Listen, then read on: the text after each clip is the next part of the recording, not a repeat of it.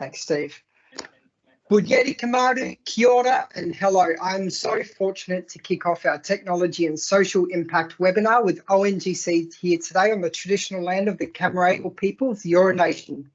And I pay our respects to them, their culture, and to elders past, present, and emerging. We recognise their continuing connection to land, waters, and community, and still further acknowledge that we have so much more to give back to the traditional owners of the land that we live and work on. Kōrero te reo Māori aho nei. I will now speak in te reo Māori. Ka tahi te titi, ka tahi te kaka, ka tahi hoki aho, ti hei Māori ora. Listen all and listen well, for I'm about to speak.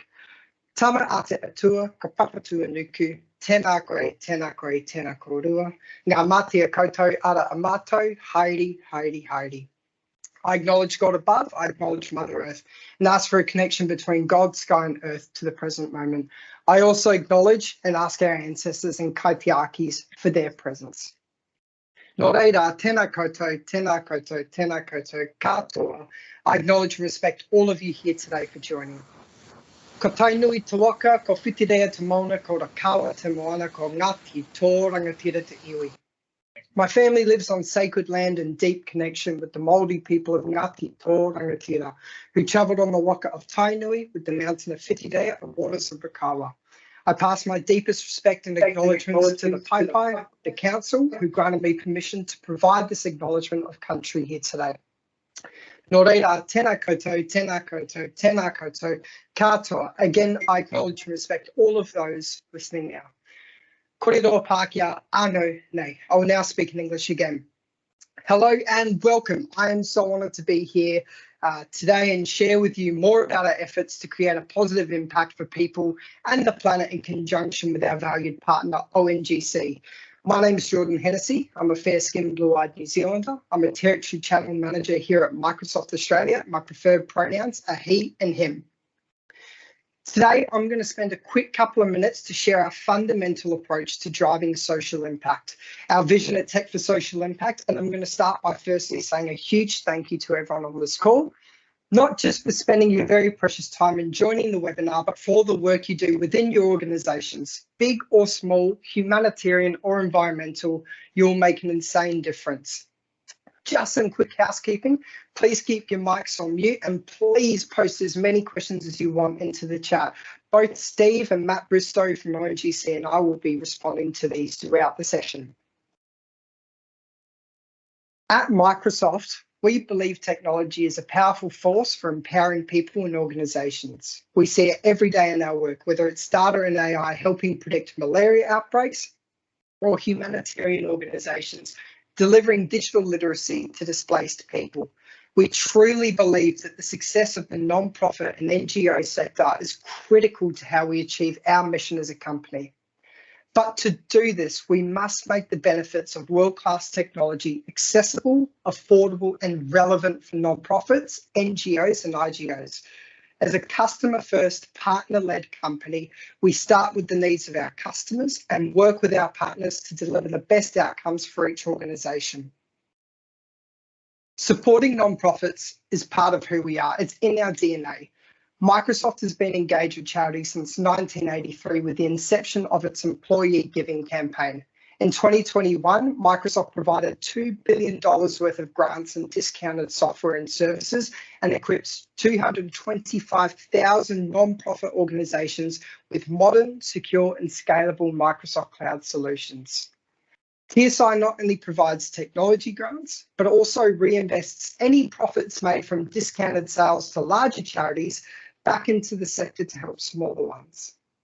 It gives free software to those with 10 or fewer employees, which makes up 80% of the world's 4 million non-profit organisations. It helps non-profits modify Microsoft software to meet their specific needs, such as fundraising and mobilising volunteers, in part by connecting them with willing helpers in the company's global partner ecosystem. And it also offers free digital skills training. In July 2020, we launched an initiative to help 30 million people worldwide acquire the digital skills needed in a COVID-19 economy. And as of March 2021, over 25 million learners were reached as part of this global skills initiative. Everything we do is driven by this deep sense of purpose and the timeless values of trust, privacy, transparency, and inclusion. Values that our customers have come to expect of us and that today's fast-changing society requires of us. Now, none of this technology is relevant unless employees and volunteers have the skills to use this technology. Over the last year, we've had an in-depth focus on creating the capabilities to help nonprofits build the digital skills that they need to deliver on their missions and to drive transformational change, which requires fostering a culture of continuous learning and innovation. In conjunction with our partners such as OnGC, this is one of the single largest funded initiatives in our team. Now, before I go, I just wanted to conclude with what is available to you right now as a charity. Ultimately, we want to be able to support the amazing work that you do, but you may know us best for the license donations that we make, where we provide granted and discounted licenses for solutions such as Microsoft 365. Our grant program enables you to get access to no-cost licenses, which includes up to 300 licenses of Microsoft 365 Business Basic, up to 10 licenses of Microsoft 365 Business Premium, up to 10 licenses of Power Apps per user, up to 5 licenses of Dynamics 365 Sales, and also up to $3,500 worth of annual credit for Azure. Please, please, please reach out to OnGC if you'd like to learn more about the pricing as well as how you can benefit from the licensing. And if you aren't signed up already, you can head to microsoft.com/nonprofits to learn more and sign up to apply for license eligibility. I'm now going to hand over to Steve from OnGC to take you through OnGC's excellent approach to helping nonprofits with their security practices. Thank you so much, Steve. Over to you.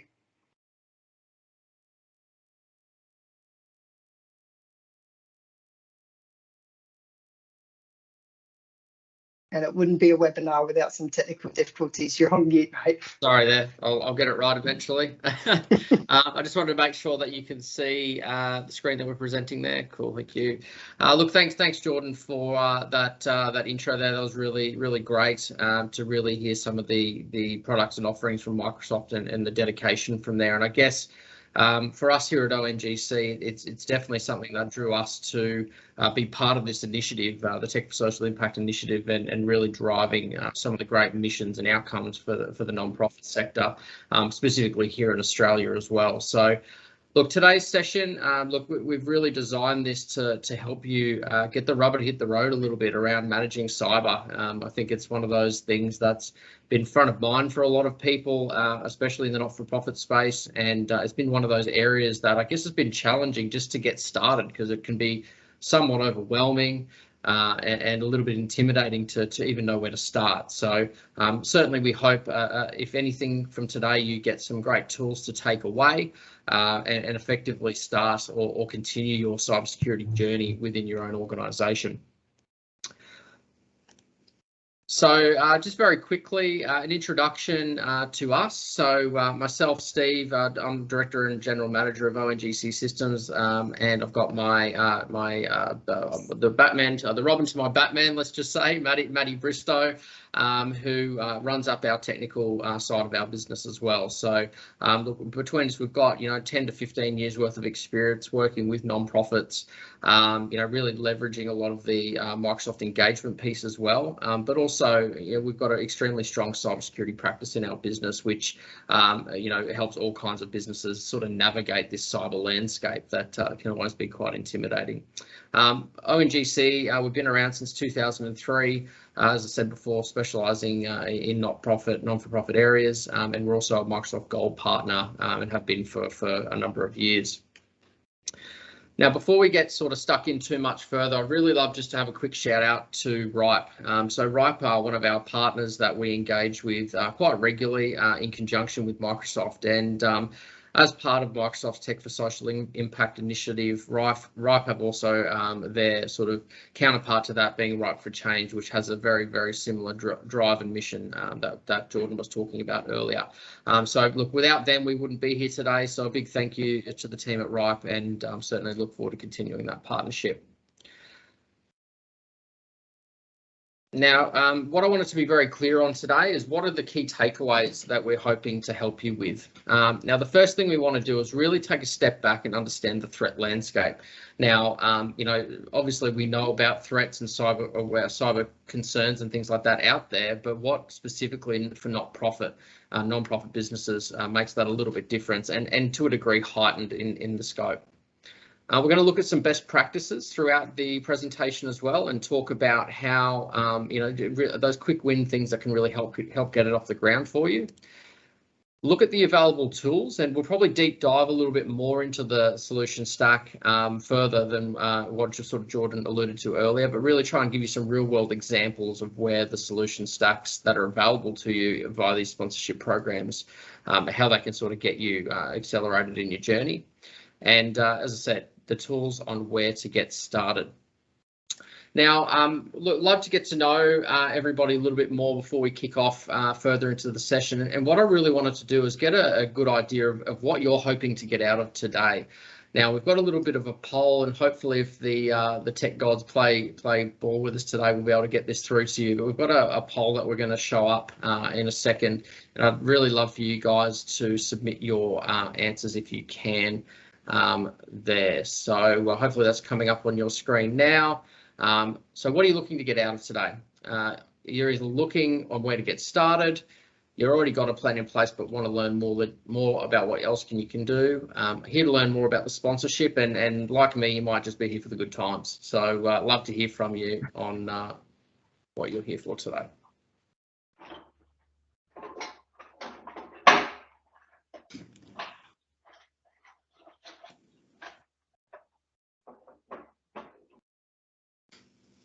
Alrighty, got a good portion, about half have responded so far.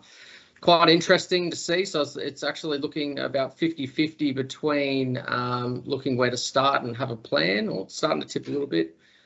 Give it another minute or so just to see how that goes. Perfect. All right, we'll finish it up there. So just you can probably all see the results on your screens there. So I think vast majority have got a plan in place, a good portion as well, just looking for where to get started. So we're certainly today going to aim to sort of tailor the messaging and conversation, I guess, around those two areas as well for you to really give you a return on your time today. So as we continue through, again, really important to sort of take a step back and look at some statistics. So if we look at cybercrime as a nation, and the reason why we do this is just to put the scope of this into perspective. If we were to raise and compare the cybercrime industry as a global GDP and comparing it to other nations around the globe, currently it's sitting at about $6.1 trillion globally of you know, cost to the market. So if we took that into perspective, it's pretty compelling behind America and China there. If we took a step forward into time and said, all right, well, in a couple of years, we're only just hitting 2022 now, but in 2025, what do we see that will be? It's estimated that that's going to hit $10.5 trillion globally in cyber, which is pretty compelling. And the growth trajectory of that is, again, nearly doubling in size in the next couple of years. So now's really the time to be either taking action or making sure that we're keeping on top of what we've already done to keep forward planning, really. Now, the Australian Cybersecurity Commission also released some statistics recently around cybercrime, and obviously the respective states in Australia and how they performed, or which ones had the highest reported amount of cybercrime. And I was actually quite taken back by this, and it'd be interesting to see what you guys think as well. But if we run through sort of percentage of attacks and reported incidents, I don't think it's any surprise that the Northern Territory sat at the 1% mark. But as we sort of move through, Tasmania ACT came in at 2%, South Australia 7%, Western Australia 10%. Now, New South Wales was a bit of a crazy one for me. I was certainly expecting that to be the lion's share of recorded compromises. Victoria then coming in at 29%, but surprisingly, Queensland had the highest number of reported cyber attacks in the FY21 financial year, which is, you know, again, I found that pretty compelling in as far as those statistics are concerned. So we want to deep dive into that a little bit more and talk about what does that mean for the not-for-profit space and what specifically is placing not-for-profit organisations at risk of cyber attack. Now, if we sort of fully understand what these attackers are trying to do, is obviously they're trying to disrupt life for a lot of people, and a lot of great not-for-profit organisations are actually there to improve quality of life for a lot of people as well. So what we find is that threat actors out there are actually quite often than not battling a lot of the missions of not-for-profits, and those not-for-profits that have conflicting missions to their agenda can often fall victim or fall target to these attacks as well. Another area is not-for-profits generally have a lower budget allocated to cyber, and look, that just goes with the territory, right? So today's topics and conversations really important on how we can help you sort of leverage a lot of these sponsorships to get that elevated for you as well. And the third key area that we find is obviously a key area is around the joiners, movers and leavers within the not-for-profit space. So if we take into consideration a lot of non-profits have a high proportion of volunteers in the organisation, and they may come and go on a regular basis. They might be seasonal or however that may look. There's obviously a big gap as far as protection of the systems and organisations during those gaps, or as people come on board and leave the organisations through that journey. So if we look at these best practices that we're going to be sharing with you throughout today, the first best practice that we want to think, and it's a pretty simple one, right? It's just rethinking how you manage cybersecurity. It seems quite simple, but from our experience of engaging, we still find a lot of organisations that are still set in the reactionary, it won't happen to me headspace, and that's certainly not the way that it is in today's world. So realistically, we need to start moving from a reactive to a proactive model. And if we look at how we used to manage cyber, look 5 to 10 years ago, it'd come down to we would respond to when threats occurred. And, this one might be your antivirus popping up and saying, hey, look, you've got infection, please fix it. And the tech behind it was also very reactionary. It was the software on your computer or your antivirus on your computer was actually waiting for someone to tell it what the threat was before it could tell you about that threat. And we obviously heavily relied on that tech. There wasn't necessarily a people element to it, and we just expected that the tech would protect us, which largely was what was available to us at that time.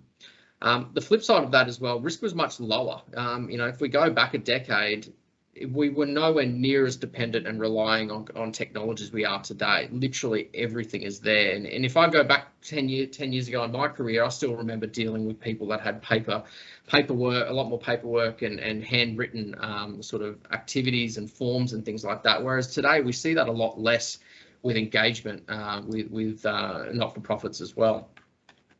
So as we move to this concept of proactive management of cyber, the key things and areas that we need to be doing is really reacting to threats before they occur. And that, if we look at that from how we do that, it sort of seems like we need a crystal ball. But the flip side of that is technology is actually advanced far enough to be able to help us predict these things with a lot of accuracy. So, what may seem impossible as far as having that crystal ball is now quite possible through the technologies that are available to us, and it's really powerful.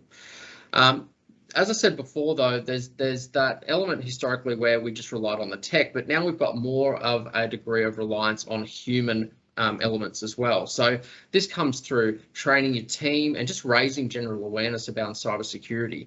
And if anyone was to really ask me, if there was $1 I could spend on protecting my organisation in cybersecurity, if that was what it was, I would say the best bang for your buck and return on investment is going to be security training for your team and just raising that general awareness. You can really invest a lot of money into cybersecurity through technology, but without training your people, it really can come tumbling down with the click of a button. So it's really important that that element's considered throughout all of this as well. And as I said before, downtime historically wasn't as costly as it is now. It certainly was, but obviously today it can literally drive businesses to their knees. And I think there's a statistic out there that said around about 60% of SMBs that were attacked or had suffered a severe cyber attack actually went out of business within that 6 months after that. And they really weren't prepared for what good looks like. Another statistic that the Australian Cybersecurity Centre put out there is around how much time is being invested globally. Now, this isn't just in the not-for-profit space, but obviously does include it as well. But generally, the powers that be within organisations were on average spending around 4 hours in last financial year planning and being prepared for their cybersecurity. Fortunately, though, we can see a significant increase to 10 hours this financial year. But the question is that really enough? And the answer really is no. This is something that needs constant discussion and constant awareness throughout any organisation. And I challenge everyone to really make sure that we're sort of increasing that average in next year's reporting. So our best practice number 2, it comes down to knowing what tools are available to you. And obviously the Microsoft Suite have got some great options there that we're going to run through with you today. And knowing what these tools are is really going to help you really plug the gaps that we identify as we continue the conversation today. Now, obviously in the sponsorship program, there's a bucket of different options and tools and offerings there, which is all good on paper, right? But where does it actually come to fruition, and how do you get this to really turn around and come into actionable insights for you? So with this, I'm going to hand over to Matty, and he's going to run through some of the sponsorship benefits and give you some real world examples of how they fit and may fit into your organisation. Thanks, Steve. Thanks everyone for joining. So yeah, as Jordan actually pointed out in his slides as well, there is quite a lot of available sponsorship and donation benefits that Microsoft provide to not-for-profits or eligible not-for-profits. I think the biggest one we're seeing uptake in particularly is the Microsoft 365 Business Premium. Now that's 10 free licenses that are injected into into your organisation for you to use. And obviously the additional licenses are significantly discounted off recommended retail price. So you actually get a not-for-profit discount for additional licenses on top of that. And look, this is a great, like, again, it's a hero SKU that Microsoft are really promoting, that kind of gives you that best of breed kind of productivity, giving you things like Teams, Outlook, OneDrive, SharePoint, as well as an actual like a cybersecurity layer on that as well. For your more frontline workers, you've got like the Business Basic, and again, there's 300 free licenses on offer there. And this is great for those kind of frontline seasonal people that would come in as volunteers. They just need access to some systems like maybe SharePoint, a document library, an email box, but it gives you that identity and security layer around those people. So it's not something where you can just go, oh, we've got the shared account, have something that's locked down to an individual. A huge player in that as well is the Dynamics 365 free sales enterprise licenses. This is a great way for an organization to kind of dip the toes in what Dynamics can do to help that organization kind of transform, move away from older ERPs and into more of a kind of enterprise grade system. There's things like the accelerator programs as well, where Microsoft develops solutions tailored for not-for-profits with handling donations and things like that. So I really recommend reaching out and finding out more information about that. The Power Apps, so 10 free per user licenses for that is huge. So that means you can actually license users in your organization to start using, automation Power Apps that integrate with, with Dynamics or with SharePoint, and really automating a lot of those kind of really heavy manual tasks. And I think the one feature as well, the sponsorship that I see that not a lot of people take up on is that Azure credit. And that's huge. That's $3,500 US a year that your organization can use to, say, uplift a legacy server that's on-prem that you don't want to replace the hardware for. Why not actually spend that in Azure, and maybe it's an SQL database or something like that you can just easily uplift into Azure and actually absorb those credits. It's a really good opportunity. That's a really good point as well there, Matt. I think around the Azure credits, and this is a bit of off topic around cyber, but having the ability, if you do have legacy servers, to literally just pick them up and throw them into the cloud for practically nothing. There's a significant value add there for non-profits that are in a position where they need to currently look at replacing hardware. So thanks for that. In the Azure portfolio, there are so many different cybersecurity tools and functions there as well. Again, we'll go into a bit more detail later, but I think, I really agree with Matty there. It's probably the most underutilized resource in this sponsorship from what we see. So, yeah, we'd love to chat to you more if you'd like to know more about how to get the most out of those subscriptions. Alrighty, so Jordan sort of alluded to it before, and part of this tech for social impact concept is, they've got a mission over the next couple of years, and in year one they wanted to support 10,000 not-for-profit organisations with a view for 50,000 organisations after the next 3 years. So, we've seen a considerable investment and uptake in this over the last sort of 12 months, and there's been some other value adds and services that have been added in addition to those items that Matt was talking about a second ago. So certainly hope we'll provide you more details on those in a minute as well.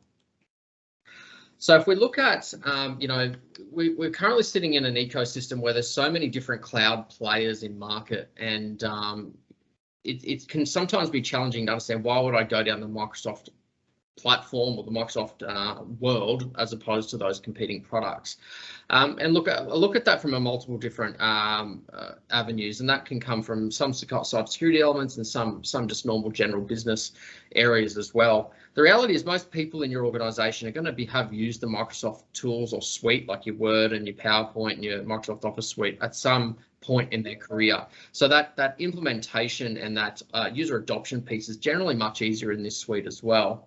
Now, what we do find is when we engage with a lot of not-for-profits, and they may be leveraging some of the licensing models that Matt was talking about a second ago, we also find that there's a lot of people that have the tools there, but they're sitting there dormant and they just haven't been turned on. A perfect example of that is multi-factor authentication. That is literally available in any different type of Microsoft 365 license. And I would say more often than not, when we walk into organizations, it's not even turned on, and that it may not be necessarily because you don't want it on. It's more we don't know how to get it on, or what's the area that we need to look at to get started with it. So again, that's where we can really help to try and leverage that existing investment that you've got and sort of optimize any spend that you have at the moment. Now, the other thing that's really empowering with this as well is it's really the only full-featured cloud solution that all comes under one roof. And what I mean by that is, competing cloud providers generally have a lot of great tools. We're certainly not denying that, but they generally tend to stop at the cloud level. What Microsoft's managed to do with the concept of Microsoft 365 is actually harness all aspects of the IT world, everything from what's in the cloud all the way through to the device that you hold in your hand every day, and protecting right down to that level. Now, if you're going down in other avenues, you generally still need that device management element, which aren't always included in alternative options. So they've really come with a full-featured product that really fits that not-for-profit space, especially in the donation space that they're putting it forward. Now, coming to best practice number 3 is choose a framework to measure success. So one of the common questions that we get when we're talking to similar organisations is, look, I've got questions from the board. We need to have some sort of cybersecurity plan in place. I really don't know where to start, and we need to have something to measure to. And that's realistically something that you can effectively take back to your board members and say, this is the set of goalposts that we need to work towards. This is why, and this is how we're going to get there. And it's really important to have a set of standardized frameworks to work towards. Otherwise, it's literally just using matters of opinion around cybersecurity and what is best practice. So one example of that is the Australian Cybersecurity Centre's Essential 8.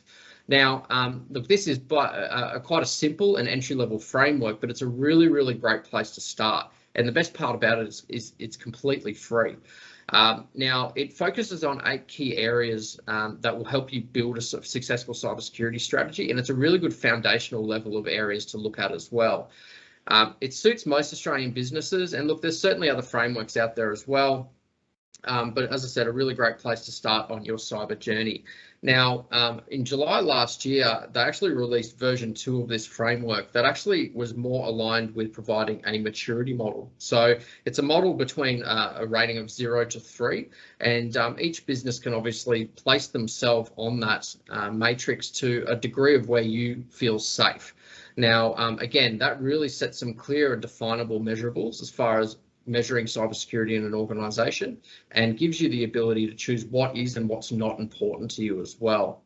Now, it's all good and well to have these type of frameworks as well, but each organisation really needs to consider what we refer to as an acceptable level of risk. Now, this is acceptable level of risk. Nobody else can determine this except for you and your key stakeholders.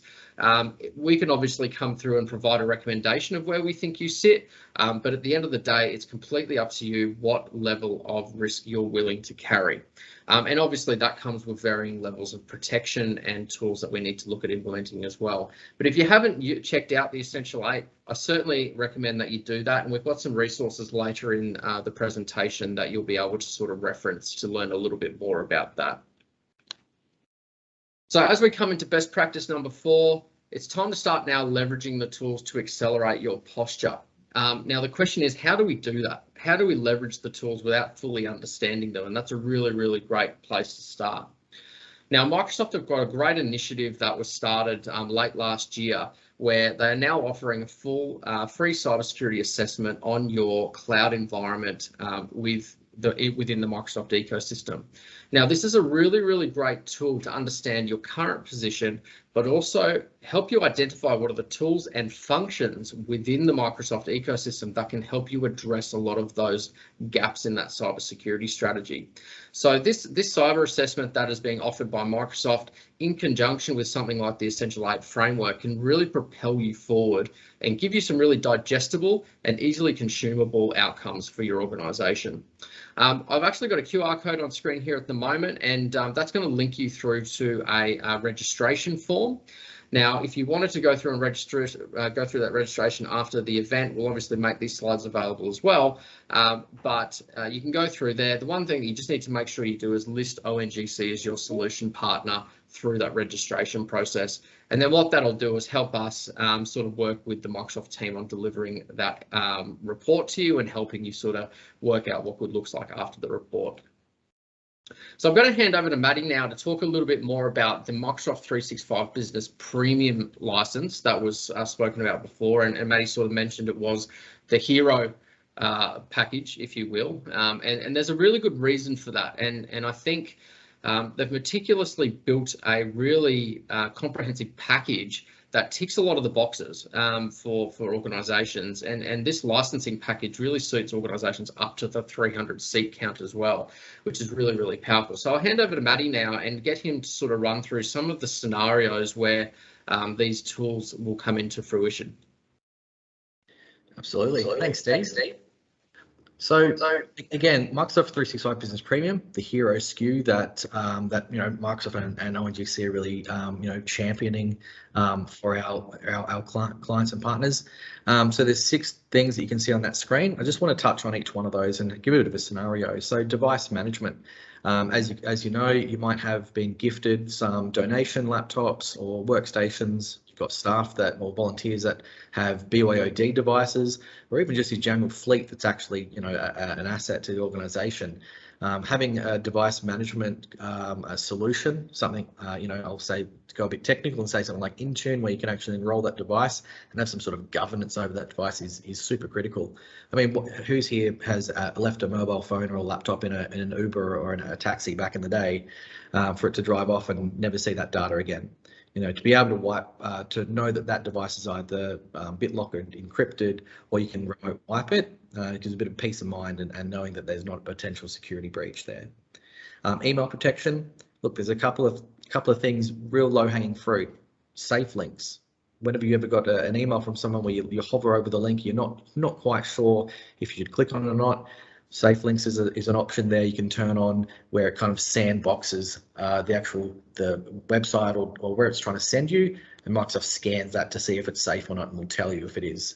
Even things like preventing spam from coming to your inbox or those phishing emails. It's super critical to have at least a base level that comes out of the box as Business Premium set up to protect your organisation and your staff.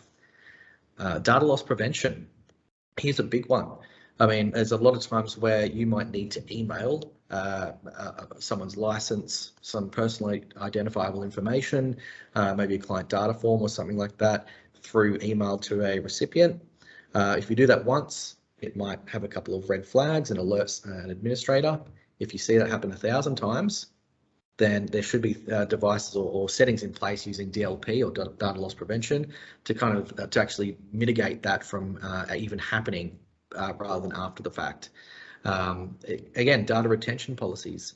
I know that a lot of organisations have a legislative requirement to hold data for a number of years, up to 7 years in some cases, and sometimes even more if you look in the education sector. Having data retention policies gives you that peace of mind, knowing that you've got that bit of data for that amount of time.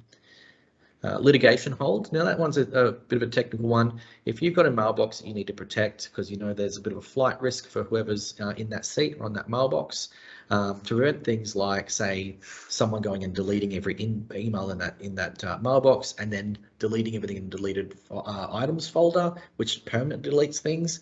Litigation hold actually prevents that from happening and enables you to be able to recover the data from inside that should you need that going forward.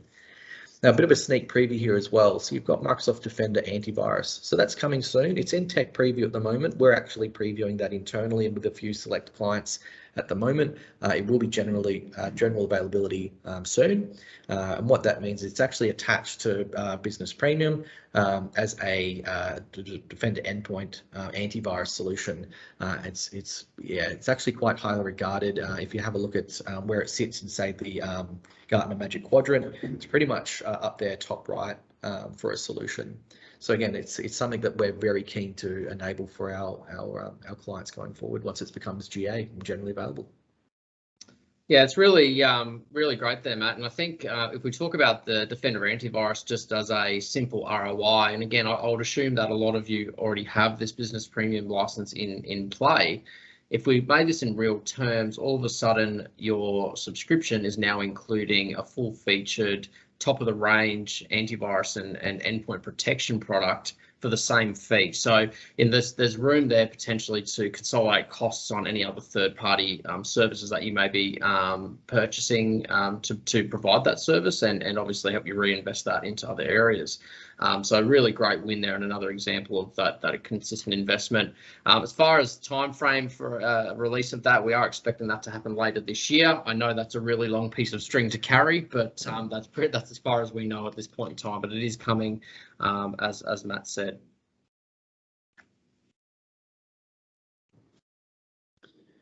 Cool. So as I touched on before, having that kind of predictive monitoring and alerting before the actual threat happens is huge. It's something that's essential for all organizations now. So using things like AI and machine learning, it flags those events and those patterns that are actively likely to lead to a security incident. Again, like that example where the ingress or egress of data out of your system. Again, if it happens once or twice, that's okay. If it happens 1,000 times, probably someone's siphoning out your data or something like that. Again, in many cases, automated remediation mitigates the threat, so that it's that prevention is better than the cure in that one.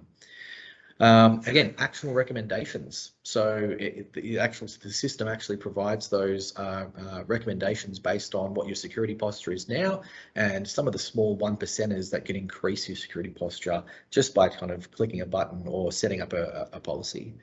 Again, you can also protect third-party cloud services. So as you may or not be aware, single sign-on, so using one username and password through Microsoft Azure Active Directory to sign on to multiple systems, including ones that aren't actually Microsoft inside the Microsoft ecosystem. So having that can actually help increase your security posture, the extra level of not having an extra username and password that can be out there in the wild for to get compromised.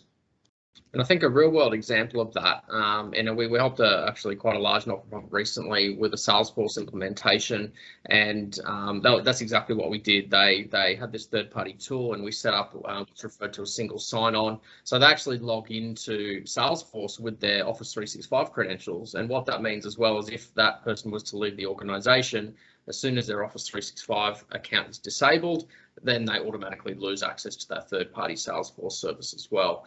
That's one out of many examples of that third-party monitoring, but a really powerful one in those instances where you've got multiple different solutions and platforms that you're trying to manage. Because, you know, I think we can all agree that there's been one incident or another where there's been a team member leave and we've disabled one account, but we might have left the accounting system there. We might have left the CRM still active, only to find weeks or months later that their account's still active, and they've potentially had access to these systems for some time after their departure. Yep. So compliance and governance. So Microsoft actually has quite a number of pre-built like standards that you can actually put in place. So it could be like Australian financial standards. It could be like down the ISO pathway, where you can kind of implement those as a template over the top of your existing Microsoft setup. Again, it gives you that kind of detailed step-by-step guidance on suggested improvements as well. So a real-world example would be if you send a shareable link from SharePoint to an external party, should that be allowed? And if it is allowed, should it be allowed indefinitely, or should it have a time frame? Maybe that link only lives for about a week or something like that, or for one time. It's those tiny little 1%ers, again, like I mentioned, that make all the difference there for that compliance and governance part. Now, I think we've just had a question pop in there. I might just quickly address that because it was specifically about this. We've got Samira that's asked, what if the organisation keeps the account enabled? Example, LinkedIn Premium offered by the employer. Now, look, there's a really good question on that one, and that'll all come down to how that LinkedIn account has been configured. So, yeah, the short answer is a possible yes, but there's a few probably back-end elements that need to be considered to fully make that controlled and actionable for you as well. But it certainly is something that should be possible. Okay. I think someone actually had their hand up as well for a question, which was quite polite. That's all right. Just a reminder, guys, if you do have any questions, feel free to just type them into the chat and we'll get through them. Cool. Again, like Steve said, multi-factor authentication.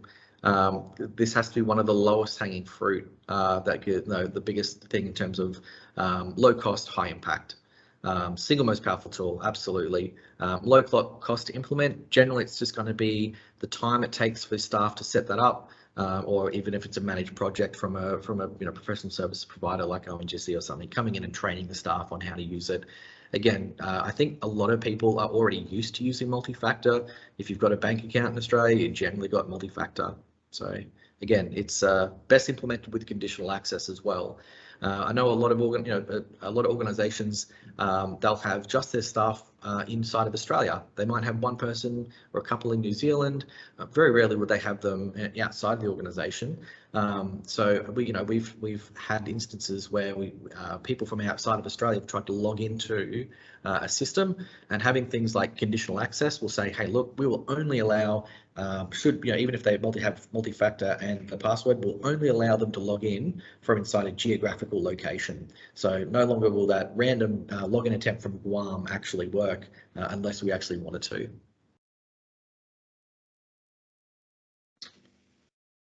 Back over to you, Steve. Back over to me. All right, so I think we've covered most things in here already. Just to go back to the Defender antivirus that is coming, I think the key thing here is that the fully integrated environment that we were talking about before, and this being included in the Office 365 ecosystem, will also fall into those findings, recommendations, and remediation steps in those alerting profiles we were talking about earlier. So again, it just brings everything into a single play or single pane of glass effectively when it comes down to managing your cybersecurity.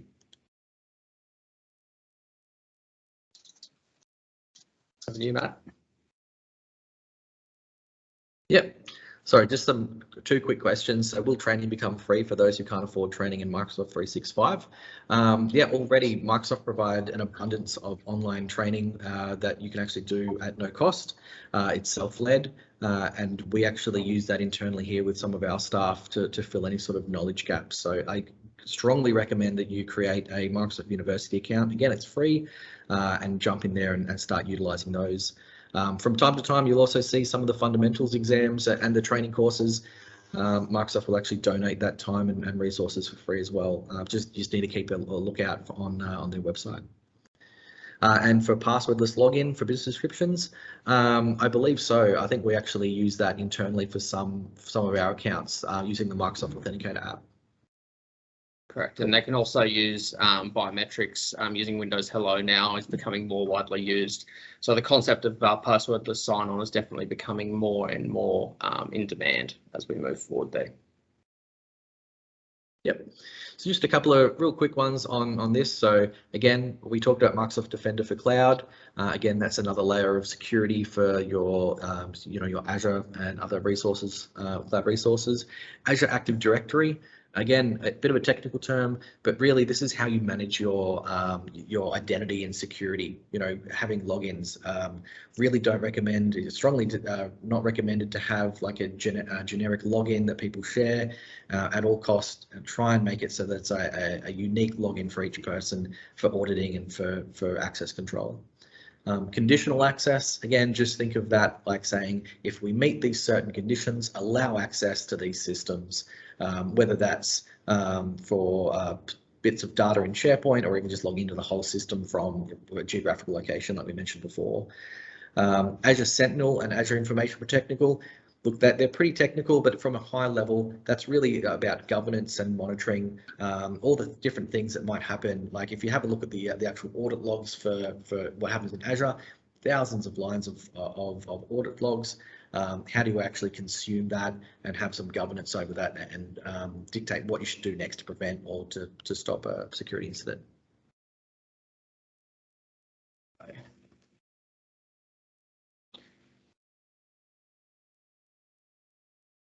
Alrighty, so Account Guard for nonprofits.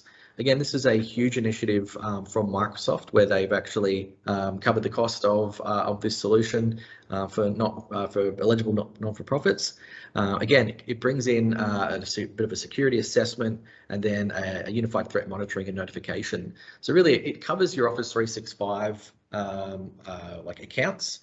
Email accounts, for example. It gives you a kind of like extra bit of layer of protection monitoring that, and notification against targeted organizations compromised by nation state attackers. Again, it's like almost like a dark web scanning, letting you know, hey, look, your compromised account has shown up on a list somewhere that's been compromised and now is being traded on the dark web or something like that. It also covers the personal Outlook and Hotmail accounts. So I know a number of organisations still use some of those for some of the volunteers. Cool. So it's all good and well to talk about the technology and the frameworks and all of that sort of stuff, but how do we actually sort of start implementing this and make it real, digestible and meaningful? And that's really what we wanted to sort of try and tackle today as a key outcome and provide you with those tools. Now, if we have a look, our concept of any type of implementation like this is very much in what we refer to as a crawl, walk, run sort of methodology, which, look, it's probably not uncommon to any of you here. Now, we want to go through the process and really take the time to understand the current state of play and what that acceptable level of risk is for your organisation. Now, that can be by means of doing an assessment and consultation, and then also just applying that and comparing that to where things sit on your desired framework. But again, we need to really understand where you are and where you want to be and set those goalposts so we can start building the stepping stones to get there. As I mentioned before, identifying that framework goes a long way. And creating a staged roadmap that first addresses low-hanging fruit, then moves to more complex areas. And I feel like that item there is really the big value add there, because generally those low-hanging fruit are the most high return on investment and also the lowest cost. Perfect example there, multi-factor authentication, turning that on reduces risk significantly, and it's really simple to turn on, and there's a lot of those other features that Matt was referring to earlier, which is super easy to implement, but obviously have high impact to the business as far as increasing your cyber posture. And then obviously as you start getting into the habit and the routine of managing this, getting into those more complex items from there and delivering through those as needed. Now, change management is really key here as well, because obviously any type of implementation of cyber can impact the operations of an organisation. So when we talk about like the implementation of multi-factor, Obviously, that's another step users need to take to log in. And sometimes, we've seen implementations where it doesn't go to plan, or people's varying levels of technical aptitude obviously enables them to adopt it easier or harder than others. So making sure we really understand the technical aptitude of the team that we're working with, and also planning for that by way of, do we need to create training materials? Do we need to do training sessions, hand-holding, implementations? All of that sort of stuff is obviously really important when we're building the strategy. And that'll obviously make sure it's a successful implementation and people are happy and aware of the change before it happens.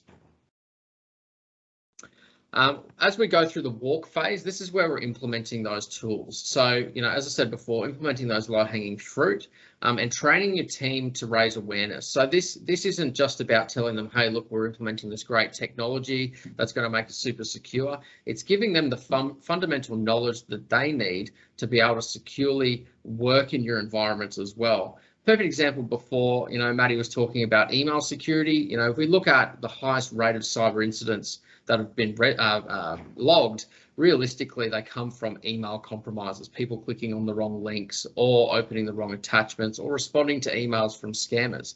So whilst we may have the technology in place there to reduce the amount of that data coming into our systems, there's no 100% way to be completely protected from these type of attacks.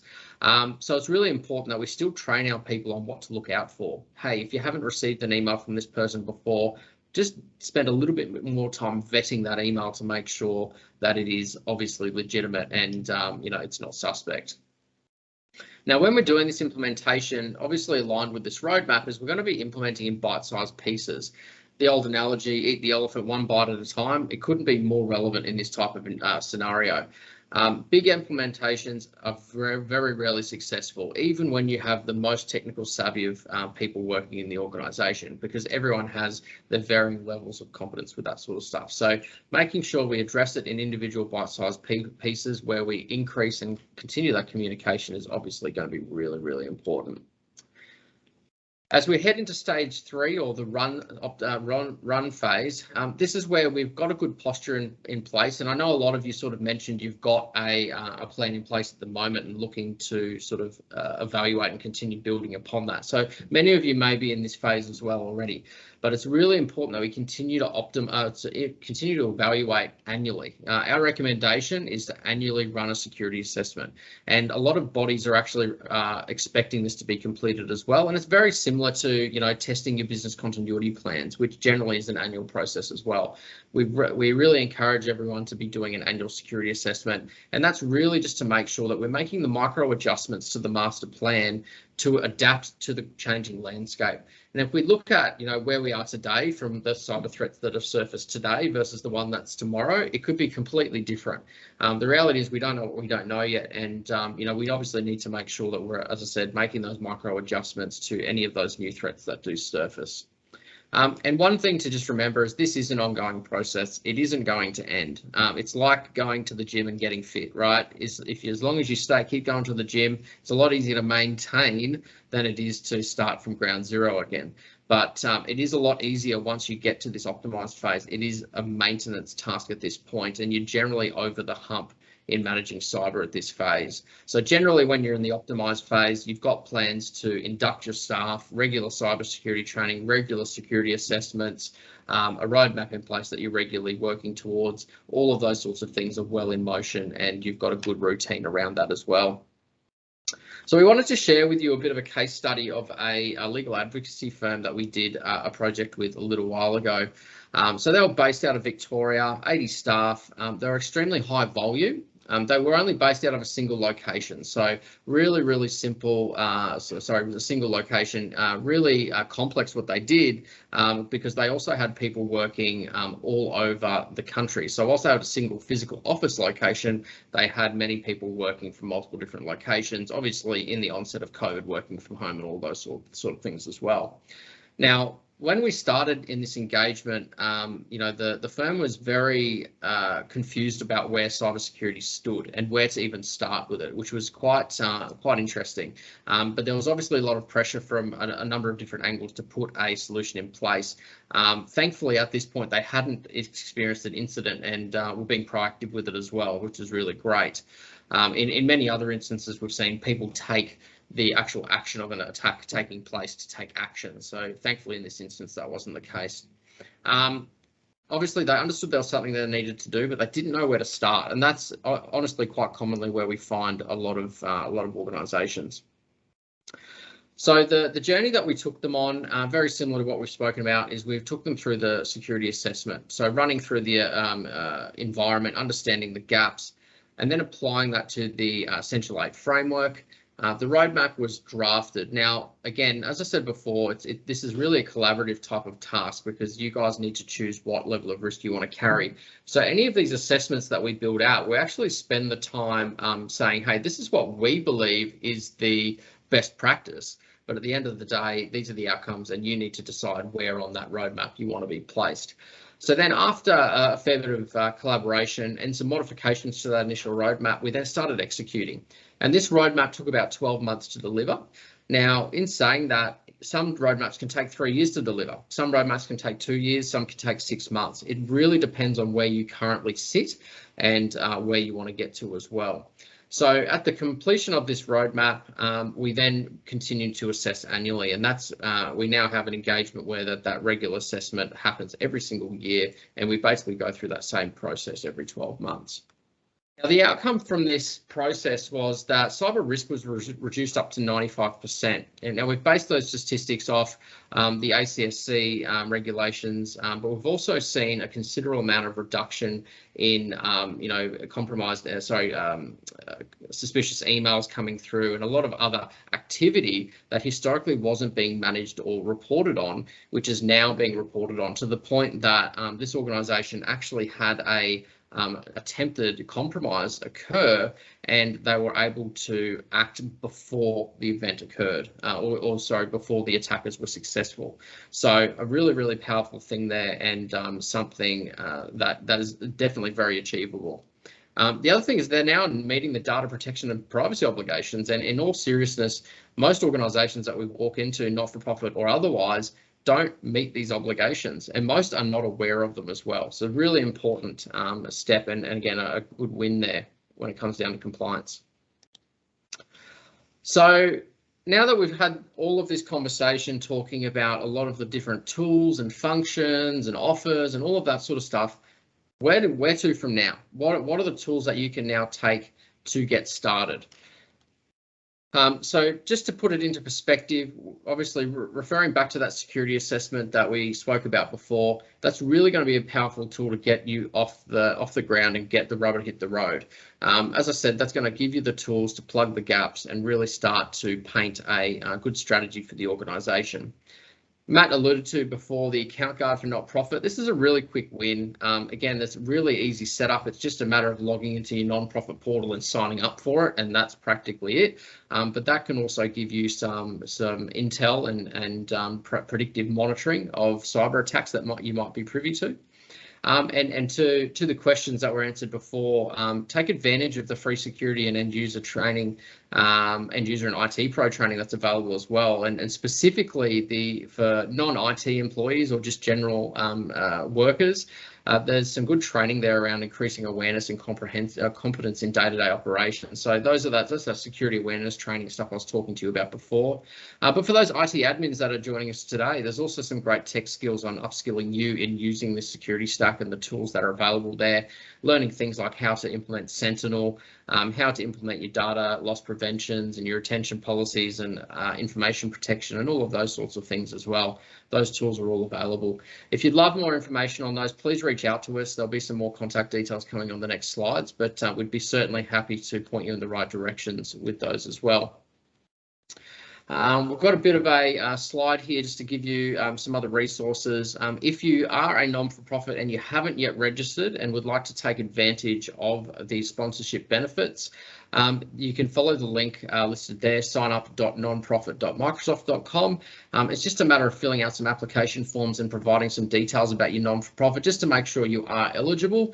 And look, most non-profits are, there's very few that aren't. So I encourage you, if you haven't already, please go through that registration process. There's also a QR code there on how to best apply the Essential 8 framework, some video collateral that we've built previously just to give you a bit more insight into the Essential 8 and how best to implement that within your organisation. And again, we've just placed that free security assessment QR code there as well if you'd like to take advantage of that. So please take a quick screenshot of that now if you'd like. Obviously, the content will be provided after as well. Now, to give you some perspectives, these are some of the organisations that we've worked with over the last couple of years. We've worked with big and small. There's certainly no limit to the size of not-for-profit that we can work with. A lot of them, it's just been a matter of helping, get registered and take advantage of those sponsorships as well. So, look, I thought that'd be interesting to see that's what's there. So, some key takeaways from today. Again, we encourage you to implement the technology early. Take the opportunity to use some of the learnings from today and get the rubber to hit the road, like I've said before. Really, if you're not sure where to start, you can definitely reach out to us at any stage and we'd be happy to point you in the right direction. Staff education, really, really important. Without that, the technology's somewhat moot. So certainly recommend making sure that that staff education piece is there. And also assess liability risk and processes regularly. Let's make sure that we're addressing those items on a regular basis and making those micro adjustments to the master plan as required.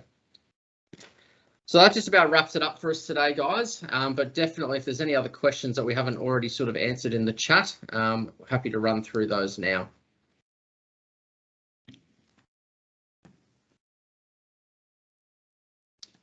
Alrighty.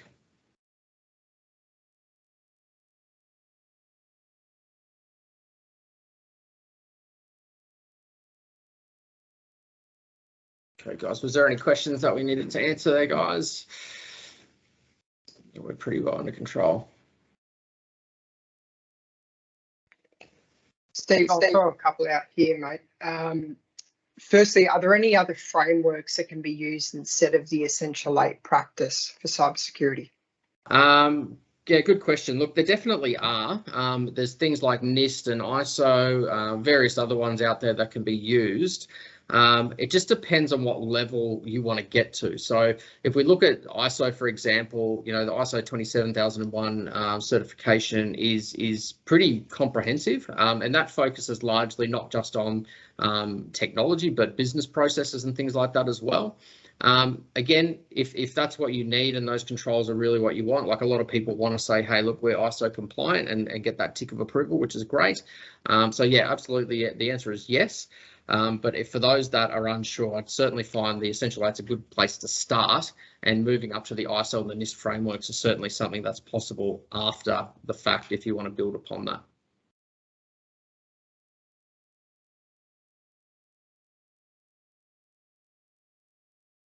Just as well, if people are missing the stuff in the chat, I can see there was a question from Lewis. Under the offers to NFP, do they get access to this spam filter? Absolutely. So users in the Business Basic and Business Premium have access to the anti-spam filter. Now, just to clarify as well, Business Premium users or people that have a Business Premium license will get access to the Defender for Office 365, which gives you the higher level of spam protection, and it's much more malleable to your scenario. And that also comes with things like safe links and safe attachments as well, which is really, really powerful. So the Business Premium in those scenarios, if you're looking to obviously reduce the amount of spam and risk there, then definitely is something that you can take advantage of.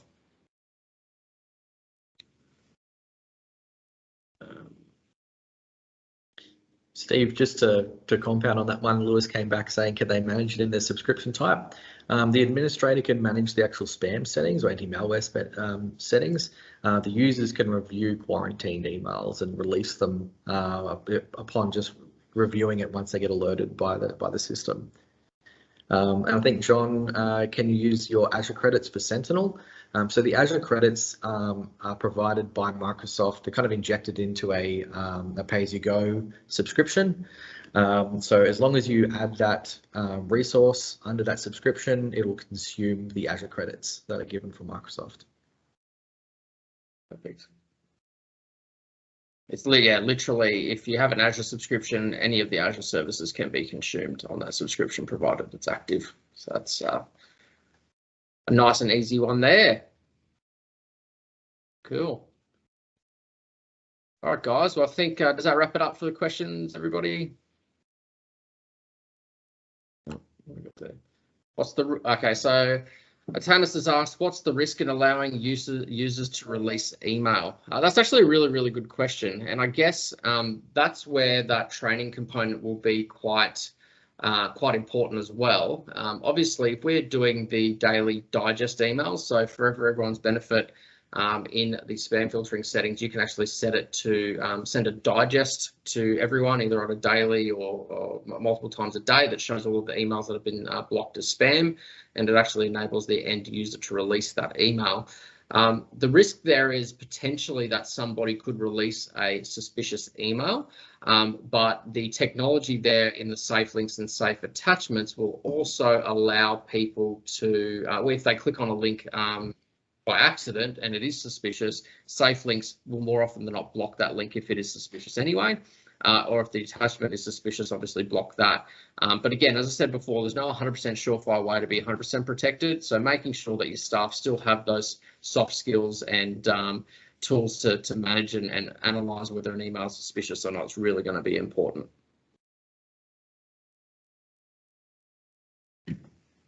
Perfect, guys, no problem at all. Well, look, as you can see on the Q&A slide here, we've got our contact details. There's also a QR code on there, which will take you to our non-profit page on our website, just to talk a little bit more about our engagement with Microsoft and the Tech for Social Impact initiative, and how you can take advantage of that. So feel free to reach out to us at any stage via the below contact methods. Obviously, there's some more bits and pieces there. I think we just had one last question before we kick off, and then we'll finish up. We've got Ali here asking, we're an NFP, I'm assuming. I need some help connecting our telephone system with Teams. Do we need to buy E5 license? This is something you can help with. Ali, absolutely. So we are actually a certified Microsoft Teams phone system provider as well. It's actually a massive portion of our business in the not-for-profit space. So the short answer is no, you do not need an E5 license. There is much more cost-effective ways to deliver that outcome for you. The business premium and business basic SKUs, we're able to leverage some other non-profit licensing offerings there to deliver that for you. So if you'd like to reach out, feel free to do so. And what we'll do is I'll put my direct email address in the chat again if you'd like to reach out, and feel free to do so, and we can help at any stage.